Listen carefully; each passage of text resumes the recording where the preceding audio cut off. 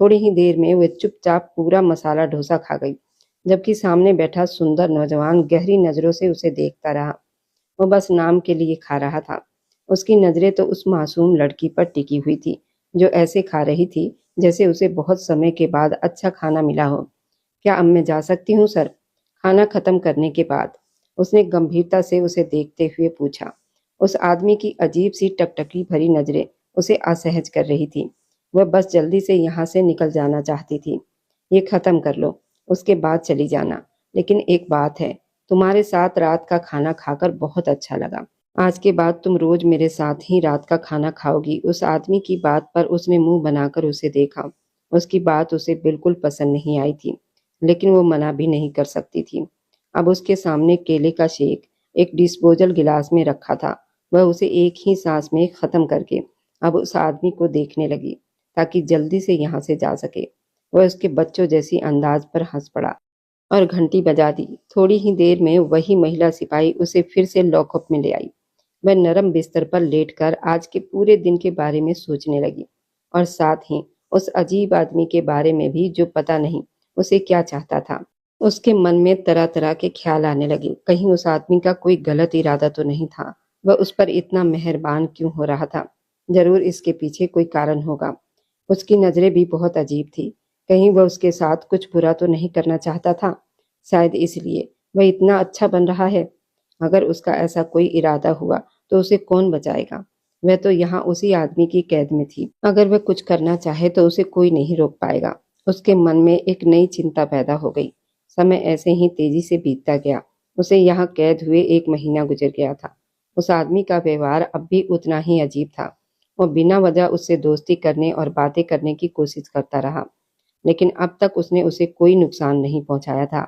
और अब वंदना ये समझ चुकी थी, वह उसे नुकसान नहीं पहुंचाएगा। उसके व्यवहार और बातों में कोई गंदापन या बदतमीजी नहीं थी, इसलिए वह भी अब थोड़ी शांत हो गई थी। उसे रोज 2 समय अच्छा खाना मिलता था, जैसा उस आदमी ने कहा था। रात को उसे ना चाहते हुए भी उसके साथ खाना खाना पड़ता था। कुछ ही दिनों में उसे समझ आ गया था कि शायद उस आदमी को फास्ट फूड और मिठाइयाँ बहुत पसंद है, क्योंकि रात को वो हमेशा कोई न कोई फास्ट फूड मंगवाता था और उसे भी अपने साथ खाने को कहता। उसने वंदना को समय बिताने के लिए कुछ उपन्यास और किताबें भी लाकर दी थी। वंदना को पढ़ने का सच में बहुत शौक था, लेकिन अपने सौतेले बाप के घर में वो कभी पढ़ नहीं पाई थी। उसे हिंदी पढ़ना लिखना आता था, इसलिए खाली समय में वही किताबें पढ़ लिया करती थी। उसे यहाँ आए दूसरा या तीसरा ही दिन हुआ था कि एक महिला सिपाही उसे कुछ खरीदारी के बैग देकर गई थी, जिसमें उसके लिए कपड़े, जूते, बाकी जरूरी सामान था। बहुत महंगे साबुन, शैम्पू, ब्रश, लोशन, कपड़े भी काफी महंगे और अच्छे थे। अब तो उसने हैरान होना भी छोड़ दिया था।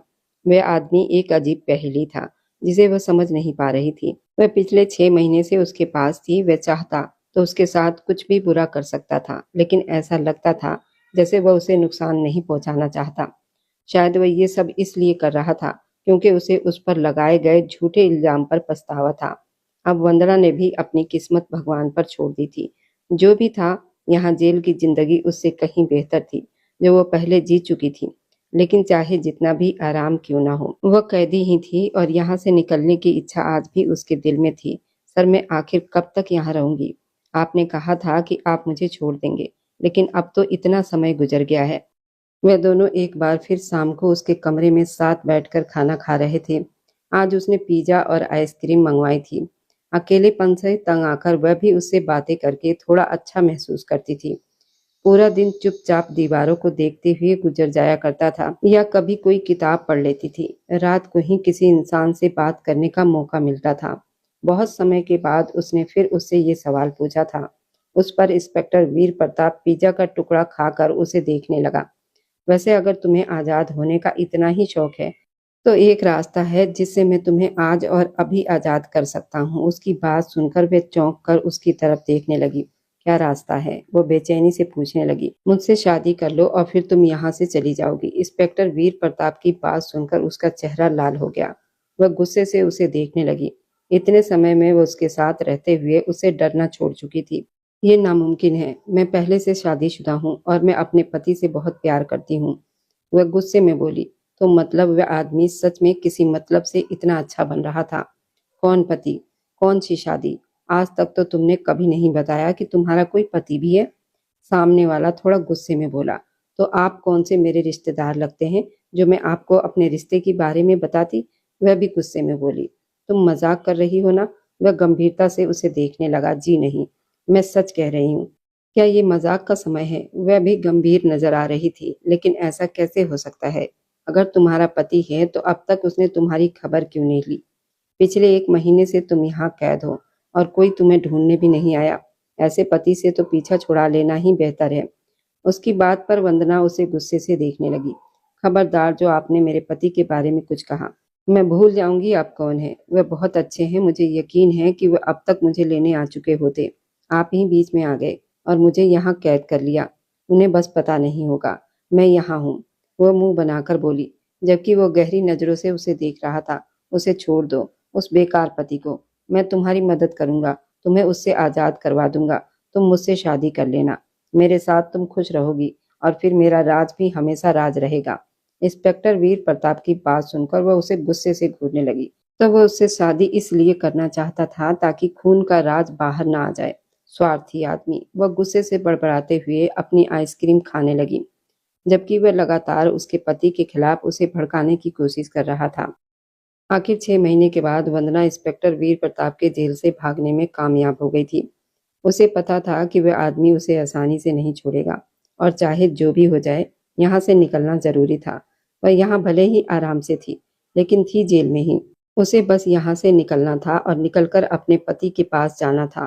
वह काफी समय से उसकी योजना बना रही थी और आखिर मौका मिलते ही उसने महिला सिपाही से अपने लॉकअप की चाबी चुरा ली।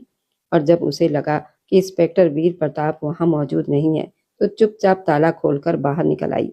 बाहर निकलते ही उसे एक कमरे से किसी दर्द भरी चीखें सुनाई दी। वह चौंक कर दीवार के पीछे छिपकर उस तरफ देखने लगी जहां से आवाजें आ रही थी, और सामने का दृश्य देखकर उसका शरीर कांप गया।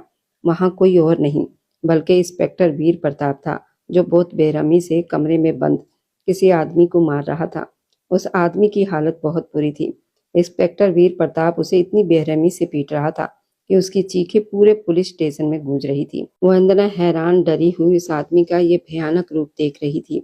उसे तो ये हमेशा एक मजाकिया और लापरवाह इंसान लगता था। उसने कभी सोचा भी नहीं था कि वही आदमी इतना खतरनाक भी हो सकता है। उसकी किस्मत अच्छी थी, किसी ने उसे नहीं देखा और वह आसानी से वहां से भाग निकली। वहां से निकलकर वह अपनी माँ की मौसी के घर पहुंच गई, जो उत्तर प्रदेश के एक छोटे शहर में था। वह पहले भी 1-2 बार वहां जा चुकी थी। वह उनके अलावा किसी को जानती भी नहीं थी और वे लोग उसकी माँ को भी जानते थे। उसने बस थोड़ा सा उन्हें बताया कि अपनी माँ के मरने के बाद वह एक बड़ी मुसीबत में फंस गई थी। वह उन्हें ये नहीं बता पाई कि वह जेल में थी, और उनकी बातों से भी यही लग रहा था कि उन्हें इस बात का कोई पता नहीं है। इसलिए उसने भी ये बात बताना जरूरी नहीं समझा। वह 1-2 दिन वहीं रही और उसने अपनी माँ की सहेली का पता पूछ लिया, फिर वहां से निकल आई। वह नहीं जानती थी उसका पति कौन है और कैसा है। उसे तो उसका नाम भी नहीं पता था, लेकिन उसने हमेशा अपने पति का इंतजार किया था, हमेशा उसे ही चाहा था। वह बचपन से उसके बारे में सोचती आई थी और जब उससे मिलने का समय आया तो उसके मन में अजीब अजीब तरह के डर और शंकाएं पैदा होने लगी थी। उसे पुलिस का भी डर था। उसे पूरा यकीन था वह एसीपी उसके भाग जाने पर चुप नहीं बैठेगा। वह आदमी कोई क्रूर इंसान नहीं था। उसने जेल में उसका बहुत ख्याल रखा था।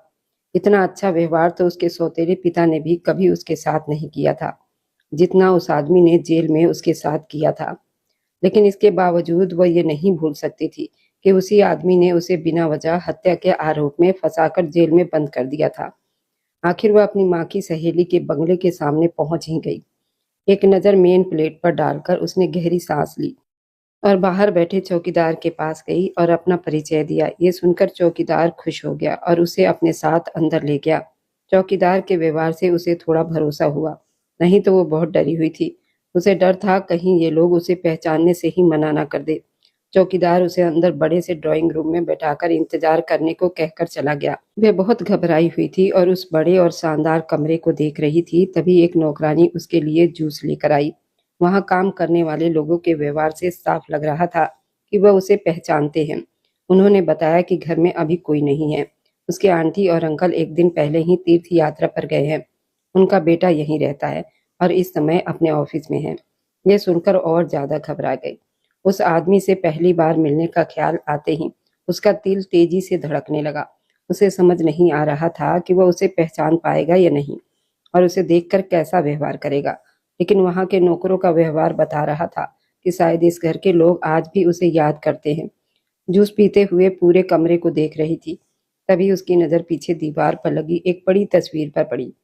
तस्वीर को देखते ही वो कुछ पल के लिए अपनी जगह पर बिल्कुल स्थिर रह गई। ये कौन है? उसने हैरानी से उस सुंदर युवक के तस्वीर की ओर इशारा करते हुए पूछा। नौकरानी बोली, यही तो आपके आंटी के बेटे हैं, इंस्पेक्टर वीर प्रताप। ये सुनते ही उसे लगा जैसे इस बड़े से घर की छत उसके सिर पर गिरने वाली है। उसने फिर पूछा, इनके कितने बेटे हैं? जबकि वह जानती थी कि उसके आंटी का एक ही बेटा है। फिर भी उसने पूछा क्योंकि वो मानना नहीं चाहती थी कि वही आदमी जिसने उसे झूठे हत्या के आरोप में फंसाया और 1 साल तक अपने पास जेल में बंद रखा, वही उसका पति है। नौकरानी बोली, उनका तो एक ही बेटा है। यह सुनकर वह हैरान परेशान होकर वहीं बैठ गई। ये सब क्या हो रहा था? जिससे बचकर और भागकर वो यहाँ आई थी, वही उसका पति निकला। अब उसे समझ नहीं आ रहा था क्या करे, लेकिन इतना जरूर तय था कि वह उस आदमी पर दोबारा भरोसा नहीं कर सकती थी जिसने एक बार उसे फंसा दिया था। ऊपर से उसके अंकल और आंटी भी यहाँ नहीं थे। क्या पता वे आदमी फिर उसे जेल में डाल दे। उसने नौकरानी से पानी लाने को कहा और जैसे ही नौकरानी अंदर गई, वह तुरंत वहां से भाग निकली। उसे जल्दी से जल्दी इस घर से बाहर निकलना था। अगर इंस्पेक्टर वीर प्रताप ने उसे देख लिया तो पता नहीं वह उसके साथ क्या करेगा। वे अभी उस बड़े से घर से बाहर निकली ही थी कि सामने से कई गाड़ियां आती हुई दिखाई दी। वह जल्दी से एक खंबे के पीछे छुप गई। गाड़ी से भैरव सिंह को उतरते देखकर उसका चेहरा पीला पड़ गया। इंस्पेक्टर वीर प्रताप जल्दी जल्दी गाड़ी से उतरकर बेचैनी में अंदर की ओर जा रहा था। उसके अंदर जाते ही उसने बाहर निकलने की कोशिश की, लेकिन सामने कुछ गार्ड खड़े थे। तभी उसे अंदर से इंस्पेक्टर वीर प्रताप की आवाज सुनाई दी। लगता था वह अब बाहर आ रहा है। उसे समझ नहीं आ रहा था कि वह कहाँ जाए। तभी सामने खड़ी गाड़ी का पिछला दरवाजा खोलकर वह उसमें बैठ गई। उधर इंस्पेक्टर वीर प्रताप बाहर आकर चौकीदार पर गुस्से में चिल्ला रहा था। कुछ ही देर के बाद वह उसी गाड़ी की ड्राइविंग सीट पर आकर बैठ गया, जिसकी पिछली सीट पर वंदना छिपी हुई थी। गाड़ी स्टार्ट होते ही वो घबरा गई और खुद को कोसने लगी। शायद उसकी किस्मत ही खराब थी। जिससे वो बचकर भाग रही थी, उसी की गाड़ी में आकर बैठ गई थी। वह अभी कुछ देर पहले ही यहाँ से निकली है। उसने काले रंग का कपड़ा पहना है, ऊपर हल्के रंग का दुपट्टा लिया हुआ है। पूरे इलाके को बंद कर दो, मुझे कुछ ही घंटों में वो मेरे सामने चाहिए। वो गुस्से में फोन पर किसी से कह रहा था और यहाँ वंदना की सांस अटक रही थी। इसका मतलब वो उसी को ढूंढ रहा था। वो मन ही मन में भगवान से अपनी रक्षा की प्रार्थना करने लगी। वो बिल्कुल सीट के पीछे छिपी हुई थी और यही प्रार्थना कर रही थी किसी तरह इंस्पेक्टर वीर प्रताप की नजर उस पर ना पड़े। वह गुस्से में बहुत तेजी से गाड़ी चला रहा था। अचानक उसने जोर से ब्रेक लगाया। उसी पल वंदना उछलकर आगे ग्रेर से टकरा गई। इंस्पेक्टर वीर प्रताप अचानक चौंक कर उसे देखने लगा और वह भी डरी हुई नजरों से उसे देखने लगी। तुम यहाँ हो? तुम पीछे क्या कर रही हो? उसने हैरानी से पूछा। मुझे मत मारना, मैंने कुछ नहीं किया, कृपया। वह डर के मारे आंखें बंद करके बोली। वह आदमी दुख भरी नजरों से सिर हिलाकर रह गया। बड़ी मुश्किल से उसने पहले उसका डर दूर किया था और अब पता नहीं क्यों वह फिर उससे डरने लगी थी, जबकि वंदना की आंखों के सामने उसका वही भयानक रूप घूम रहा था जो उसने भागने से पहले देखा था। पागल हो क्या? मैं तुम्हें क्यों मारूंगा?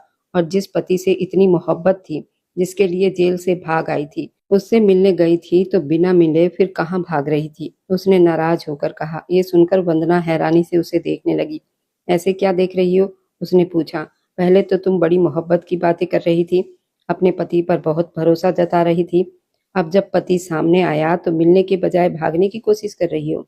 इंस्पेक्टर वीर प्रताप उसे घूरते हुए बोला और वंदना उसे अविश्वास से देख रही थी। आपको पता है कि मैं? वह हैरानी में अपनी बात अधूरी छोड़ गई। और नहीं तो क्या, मैं तो शुरू से ही जानता था। मैं तो तुम्हें ढूंढते हुए वहीं पहुंचा था, लेकिन मुझे पता चला कि मुझे बहुत देर हो गई है और मैंने तुम्हारी माँ और अपने ससुराल वालों को खो दिया। वह आदमी तुम्हें भी मारने वाला था, लेकिन भगवान का शुक्र है मैं समय पर वहां पहुंच गया। उस आदमी को मार मार कर मैंने तुम्हें बचा लिया। बाद में जांच में पता चला कि वह आदमी बहुत बड़ा गैंगस्टर था। तुम्हारी माँ को ये बात पता चल गई थी, इसलिए उसने उन्हें मार दिया। उसके मरने के बाद उसके बेटे पागल हो गए थे और जब मुझे पता चला कि वे तुम्हें ढूंढ रहे हैं तब तुम्हारी सुरक्षा के लिए मैंने तुम्हें अपने जेल में बंद कर लिया। मैं चाहता था जब तक तुम्हारे ऊपर से खतरा पूरी तरह खत्म नहीं हो जाता, तब तक तुम मेरी नजरों के सामने रहो। मैं तुम्हें अपने घर भी नहीं ले जा सकता था, क्योंकि मेरे पिताजी भी तुम्हें पसंद नहीं करते थे। इसका कारण था कि तुम्हारी माँ ने दूसरी शादी क्यों की थी, क्योंकि उनका जिगरी दोस्त तुम्हारा असली पिता थे और वे तुम्हारी माँ के लिए सब कुछ करने के लिए तैयार थे। लेकिन तुम्हारी माँ वहां नहीं रुकी। उनका कहना था कि दुनिया वाले बुरी बातें बनाएंगे, पर एक दिन चुपके से वहां से निकल आई। तभी से पापा उनसे नाराज थे, और जब सुना कि उन्होंने दूसरी शादी कर ली, तब उन्हें तुम्हारी माँ का स्वभाव ठीक नहीं लगा। उन्होंने एक बेटी के होते हुए भी दूसरी शादी कर ली थी। मेरे पिताजी ये नहीं जानते थे कि दोनों सहेलियों ने मिलकर हमारी शादी मेरी इच्छा से करवा दी थी, क्योंकि उस समय मैं समझदार था। तुम बहुत छोटी थी। जब मैं अपने पैरों पर खड़ा हो गया, नौकरी करने लगा, एसीपी बन गया, तब मैं तुम्हें ढूंढने ही निकला था। लेकिन अफसोस कि मेरे इंतजार में तुम्हें बहुत सारी तकलीफें झेलनी पड़ी। मुझे माफ कर दो, लेकिन मैं वादा करता हूँ कि तुम्हारी हर तकलीफ की भरपाई करूंगा। भरोसा करो, जितना इंतजार तुमने किया है उससे कहीं ज्यादा इंतजार मैंने इस पल का किया है। ये कहते हुए इंस्पेक्टर वीर प्रताप ने उसका हाथ पकड़कर उसे आगे वाली सीट पर बैठा दिया। उसके दोनों हाथ अपने हाथों में लेकर बात कर रहा था। वंदना उसे अविश्वास से देख रही थी। मतलब वो शुरू से ही सब जानता था। तभी तो वो उसके साथ इतना अच्छा व्यवहार कर रहा था, और वह खुद कितनी मूर्ख थी जो बेधड़क उसके सामने अपने प्यार की बातें करती रही। शायद वो पहला ऐसा पति था जिसने अपनी पत्नी की सुरक्षा के लिए उसे झूठे हत्या के मामले में फंसाकर अपने ही जेल में अपनी आंखों के सामने बंद करके रखा था। आप मुझे ये सब पहले भी तो बता सकते थे। वंदना नाराज होकर उसे देखते हुए बोली, अरे पहले मैंने सोचा था पहले सारे मामले सुलझा लूं और फिर तुम्हें सब कुछ बताकर अपने फ्लैट पर ले जाऊंगा। मैं तुम्हें इस बड़े घर में अपनी माँ के साथ नहीं रखना चाहता था। मैं नहीं चाहता था कि तुम्हें कोई तकलीफ हो। मैं चाहता हूँ कि हम दोनों का अपना एक छोटा सा घर हो, जहाँ सिर्फ तुम हो, मैं हूँ, और हमारी छोटी सी खुशहाल दुनिया हो। लेकिन उससे पहले तुम्हारे सौतेले भाइयों का मामला भी खत्म करना था, और वह बस निपटाने में मुझे काफी समय लग गया। और अब जब सब ठीक हो गया है, माँ और पिताजी को भी मैंने यहाँ से भेज दिया, तो मुझे पता चला कि तुम ही गायब हो गई हो। तुम्हें पता है मैं कितना डर गया था कि कहीं तुम्हें कुछ हो ना जाए। वह चिंता से उसे देखते हुए बोला। वंदना मुंह बनाकर उसे देखने लगी। मुझे क्या पता था, मुझे लगा कि आपने सच में खुद को बचाने के लिए मुझ पर झूठा आरोप लगा दिया है। और जब मैंने आपकी तस्वीर देखी तो मैं डर गई। मुझे लगा कि आप मुझे देखेंगे तो शायद मुझे फिर से जेल में डाल देंगे। वो मुंह बनाते हुए बोली, लेकिन उसके दिल को अब सुकून मिल गया था। उसे अपने मन में हल्कापन महसूस हो रहा था। जिस आदमी को उसने बचपन से चाहा था, वह भी उससे बहुत प्यार करता था। वह तो हर पल उसके साथ ही था। उसने तो उसे कभी अकेला छोड़ा ही नहीं था। बस वह खुद ही ये बात समझ नहीं पाई थी। अब जब आखिर सब कुछ ठीक हो ही गया, मैं चाहता हूँ कि पूरी दुनिया को पता चले कि तुम मेरी पत्नी हो। मैं नहीं चाहता कि पिताजी वापस आकर कोई हंगामा खड़ा करें। पिताजी का कहना है कि मैं उनके मामले में ज्यादा न पड़ूं, इसलिए उनके पास आने से पहले ही मैं तुमसे शादी करना चाहता हूँ। क्या तुम मुझसे शादी करोगी? इंस्पेक्टर वीर प्रताप के प्यार भरे अंदाज में पूछने पर वंदना शर्म से नजरें झुका गई। लेकिन जब आपके पिताजी वापस आएंगे और उन्हें ये पता चलेगा, फिर क्या होगा? उसने अचानक ये सोचकर घबराते हुए पूछा। तब कम से कम वह कोई परेशानी तो खड़ी नहीं कर पाएंगे। उन्हें फिर मजबूरी में तुम्हें स्वीकार करना ही पड़ेगा। और तुम चिंता मत करो, मैं अपने दोनों रिश्तों को अलग अलग रखूंगा। तुमसे शादी के बाद मेरे माता पिता का स्थान और सम्मान मेरे दिल में कम नहीं होगा, लेकिन जो तुम्हारा अधिकार है, जो तुम्हारी जगह है, वह तुम्हें जरूर मिलेगी। मैं हमेशा तुम्हारी रक्षा करूंगा, तुम्हें हमेशा खुश रखूंगा। इंस्पेक्टर वीर प्रताप ने बड़े प्यार से उसे देखते हुए उसके माथे को चूम लिया। वंदना अपने पति का प्यार और सुरक्षा पाकर आंखें बंद करके उसी पल में डूब गई। वक्त धीरे धीरे बीत रहा था, लेकिन इंस्पेक्टर वीर प्रताप के दिमाग में एक बात लगातार घूम रही थी। उसे अब सच का अंदाजा हो चुका था कि वंदना की जिंदगी में जो कुछ भी हुआ, उसके पीछे सबसे बड़ा हाथ डैनी और सनी का था। जब उसे ये पता चला कि दोनों भाई वंदना को बदनाम करने के लिए नशेड़ी बदमाशों को सर्वेंट क्वार्टर में भेजने वाले थे और उसकी इज्जत को मिट्टी में मिलाकर उसे हवेली से निकाल देना चाहते थे, तब वीर प्रताप के अंदर का पुलिस अधिकारी ही नहीं, बल्कि एक पति भी जाग गया। वह समझ चुका था ये दोनों भाई किसी भी हद तक गिर सकते हैं, और अगर उन्हें रोका नहीं गया तो ये वंदना की जिंदगी फिर से बर्बाद कर देंगे। लेकिन वीर प्रताप सीधे जाकर उन्हें पकड़ना नहीं चाहता था। वह चाहता था कि वह अपने ही जाल में फंसे और कानून के सामने ऐसे गिरे कि जिंदगी भर जेल की सलाखों के पीछे सड़े। इसलिए उसने एक बहुत ही चालाकी से योजना बनाई। उसने अपने कुछ भरोसेमंद पुलिस वालों को आम आदमी बनाकर डैनी और सैनी के आसपास लगा दिया। कुछ ही दिनों में उसे पता चल गया कि दोनों भाई अपने पिता भैरव सिंह के साथ मिलकर हवेली की कई अवैध जमीनों के कागज बदल रहे थे। इतना ही नहीं, वही लोग वंदना की मां के मौत के पीछे भी शक के घेरे में थे। वीर प्रताप ने सबूत जुटाने शुरू किए और फिर धीरे धीरे पूरा जाल बुन दिया। एक रात उसने खबर फैलाई कि हवेली के पुराने तहखाने में बहुत बड़ी रकम और कुछ गैर कानूनी हथियार छिपाए गए हैं, और ये खबर जानबूझकर डैनी और सनी तक पहुंचा दी गई। लालच में अंधे होकर दोनों भाई अपने पिता भैरव सिंह के साथ रात के अंधेरे में तहखाने तक पहुंच गए। उन्हें लगा कि वे सबूत मिटा देंगे और कोई उन्हें पकड़ नहीं पाएगा, लेकिन उन्हें क्या पता था कि ये सब वीर प्रताप की चाल थी। जैसे ही तीनों तहखाने के अंदर पहुंचे, छिपे हुए हथियारों को हटाने लगे, उसी पल चारों तरफ पुलिस ने उन्हें घेर लिया। तेज रोशनी जली, बंदूकें तानी गई और सामने खड़े इंस्पेक्टर वीर प्रताप की सख्त आवाज गूंजी, खेल खत्म हो गया। डैनी, सैनी और भैरव सिंह, तुम्हारे सारे राज कानून के सामने आ चुके हैं। तीनों के चेहरों का रंग उड़ चुका था। वे समझ चुके थे कि वो बुरी तरह फंस चुके हैं। पुलिस ने तहखाने से गैर कानूनी हथियार निकाली, कागज और कई ऐसे सबूत बरामद किए जो सीधे सीधे उनके अपराध साबित कर रहे थे। भैरव सिंह गुस्से में चिल्लाने लगा, ये सब झूठ है, तुम हमें फंसा रहे हो। लेकिन वीर प्रताप की आंखों में अब कोई नरमी नहीं थी। उसने ठंडे स्वर में कहा, तुम लोगों ने वंदना की जिंदगी बर्बाद करने की कोशिश की, उसकी इज्जत को मिट्टी में मिलाने की योजना बनाई। उसकी मां की मौत के पीछे भी तुम्हारा हाथ है और अब कानून तुम्हें सजा देगा।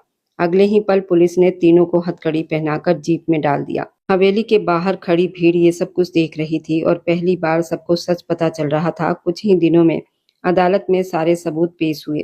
अदालत ने डैनी, सैनी और भैरव सिंह को लंबे समय की जेल की सजा सुना दी। जिस हवेली में कभी वो घमंड से सिर उठाकर चलते थे, उसी शहर में अब लोग उन्हें अपराधी कहकर याद करने लगे।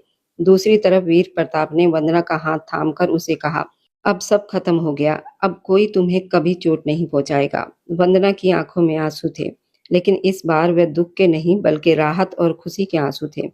जिस लड़की को कभी सर्वेंट क्वार्टर में रहने वाली बेबस समझा जाता था, वही आज एक बहादुर पुलिस अधिकारी की पत्नी बनकर सम्मान से सिर उठाकर खड़ी थी और उसकी जिंदगी की अंधेरी रात आखिरकार खत्म हो चुकी थी। और मेरी वीडियो आप लोग जहां कहीं से भी देखते हैं, कमेंट में अपने शहर और राज्य का नाम जरूर बताएं। मुझे आप लोगों को कमेंट पढ़ने में बहुत आनंद आता है और उन सभी का मैं बहुत बहुत धन्यवाद करना चाहती हूँ जो लोग मेरी वीडियो को देखते हैं, लाइक करते हैं और शेयर करते हैं। अगर आपको आज की कहानी पसंद आई है तो वीडियो को जरूर लाइक कीजिएगा और अपने दोस्तों के साथ शेयर भी कीजिएगा।